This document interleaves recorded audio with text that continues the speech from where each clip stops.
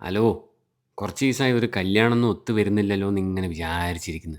അപ്പോൾ രോഗി ഇച്ഛിച്ചതും വൈദ്യൻ കൽപ്പിച്ചതും പാല് എന്ന് പറയുന്നത് പോലെ വളരെ അവിചാരിതമായിട്ടൊരു കല്യാണത്തിന് ക്ഷണിച്ച്. എക്സാക്റ്റായിട്ട് പറയുകയാണെങ്കിൽ ഒരു കല്യാണ റിസപ്ഷന് ക്ഷണിച്ച്. പെണ്ണിൻ്റെ പേര് ഐശ്വര്യ, ചെക്കൻ്റെ പേര് സിദ്ധാർത്ഥ്. എൻ്റെ നാടായ ചക്കരക്കല്ലെ പ്രമുഖരായിട്ടുള്ള മധുരാഗ് ജ്വല്ലറിയുടെ ഓണറുടെ മകളുടെ വെഡ്ഡിങ് റിസപ്ഷനായിട്ട്. പറഞ്ഞതിനേക്കാളും കുറച്ച് നേരത്തെ തന്നെ ഞാൻ അവിടെ എത്തിയതിന് ചെക്കനും പെണ്ണും എത്തുന്നേ ഉള്ളൂ കേട്ടോ. ഫുഡെല്ലാം ഇങ്ങനെ പതുക്കെ കൗണ്ടറിലേക്ക് കയറുന്നേ ഉള്ളൂ.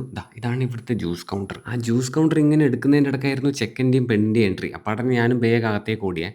അപ്പം ബ്രൈഡും ഗ്രൂമും തന്നെ സ്റ്റേജിലേക്ക് എത്തി. പിന്നെ ചെക്കൻ്റെയും പെണ്ണിൻ്റെയും ഫാമിലിയിൽ എത്തിയിട്ട് കേക്ക് കട്ടിങ്ങും ഫോട്ടോ എടുപ്പ് പരിപാടിയെല്ലാം. കുറേ ആളുകൾ അതിങ്ങനെ നോക്കിയിരുന്നിട്ട് അതിൽ ആനന്ദം കണ്ടെത്തുന്നുണ്ട്. എനിക്ക് പിന്നെ അതിൽ വലിയ ആനന്ദം കണ്ടെത്താനില്ലാത്തതുകൊണ്ട് ഞാൻ നേരെ വേഗം ഓടിയിട്ട് ഇങ്ങ് താഴെ ഫുഡിൻ്റെ സെക്ഷനിലേക്ക് വന്ന്. അപ്പം ഞാൻ ആടെ കണ്ട കാഴ്ച എന്താണെന്ന് നിങ്ങൾക്കറിയാം? നിങ്ങളത് പറഞ്ഞാൽ വിശ്വസിക്കുക. ബിരിയാണി പാത്രത്തിലേക്ക് ഇങ്ങനെ ചെരിയുന്നൊരു കാഴ്ചയാണ്.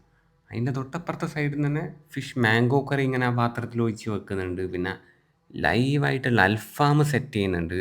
അങ്ങനെ നയന മനോഹരമായിട്ടുള്ള കാഴ്ചകൾ. എത്ര കണ്ടാലും മടുക്കാത്ത തരത്തിലുള്ള അങ്ങനത്തെ കാഴ്ചകൾ.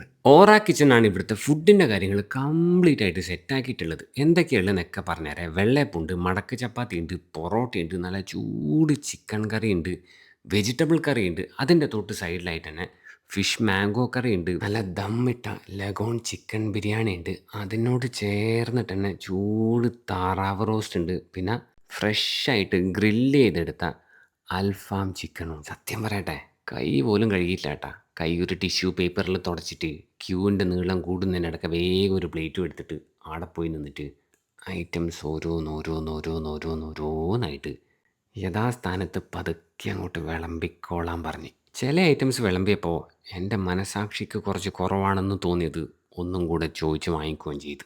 ബുഫേക്ക് ശരിക്കും പറഞ്ഞാൽ പ്ലേറ്റെല്ലാം കുറച്ചും കൂടെ വലുതാക്കണപ്പാ. അല്ലെ പിന്നെ 2 സൈസ് പ്ലേറ്റ് വെക്കണം.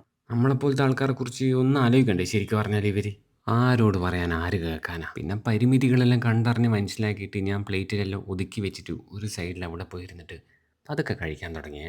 ആദ്യം കഴിച്ചു നോക്കിയത് ആ ഫിഷ് കറിയിലുള്ള ഫിഷാണ്. പിന്നെ ആ പൊറോട്ടയില്ലേ, അതിൻ്റെ അറ്റത്തുനിന്ന് ഒരു കഷ്ണം ഇങ്ങോട്ട് പറിച്ച് കീറി എടുത്തിട്ട് വറുത്തരച്ച ചിക്കൻ കറീൻ്റെ കൂടി ഇങ്ങനെ പിടിച്ചിട്ട് കഴിച്ചു നോക്കിയേ.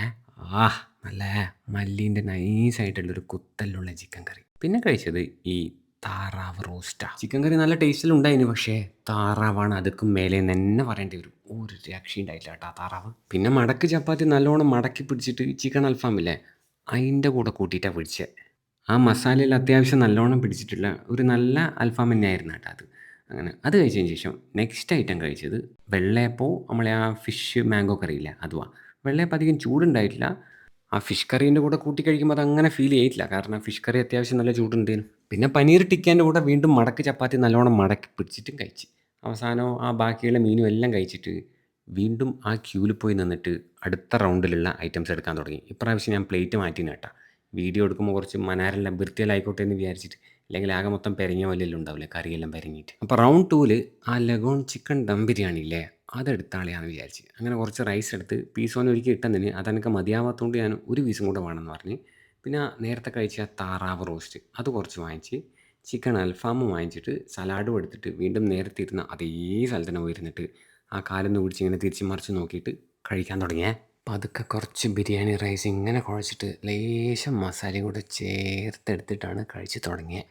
എന്നിട്ട് ഈ ചിക്കൻ പീസില്ലേ, അത് മെല്ലെ ഇങ്ങനെ ഇങ്ങോട്ട് വരച്ചെടുത്ത അത് ഈ ബിരിയാണി റൈസിൻ്റെ കൂടെ ഇങ്ങനെ വെച്ച് ഒന്നും കൂടെ ഒന്ന് കുഴച്ച് ആ ബിരിയാണി റൈസും മസാലയും ചിക്കൻ പീസും എല്ലാം കൂടെ ചേർത്ത് വാരിയെടുത്തിട്ട് പൊന്നളിയാ, കിളി പോയ ബിരിയാണി കേട്ടോ, അന്യായ ടേസ്റ്റ്.